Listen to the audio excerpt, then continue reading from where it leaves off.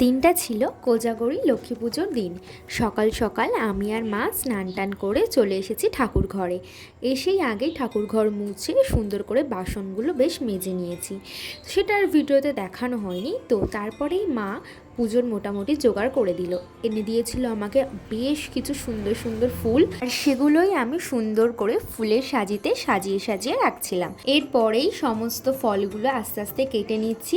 প্রতিবারের মতো যে কোনো পুজোতে সব কিছু জোগাড় কিন্তু আমিই করি, মা শুধুমাত্র পুজোটাই করে। তো এই যে আমার ফল কাটা কিন্তু হয়ে গেছে। যেহেতু আমাদের লক্ষ্মী পুজোটা ঠাকুরমশাই করেন, তো তার আগে আমি বাড়ির পুজোটা নিজেই সেরে ফেললাম। আর এদিকে আমার কিন্তু পুজোর জোগাড়ও কমপ্লিট, শুধুমাত্র এবারে ঠাকুরমশাইয়ের এসে পুজো করার পালা।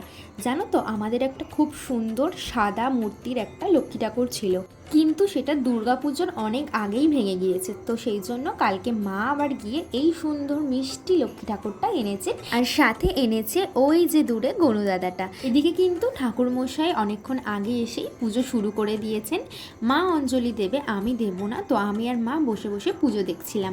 তো তোমাদের লক্ষ্মী পুজোটা কেমন কাটলো অবশ্যই কিন্তু জানিও। আমাদের লক্ষ্মী পুজো তো এইভাবেই কাটলো। আজ তাহলে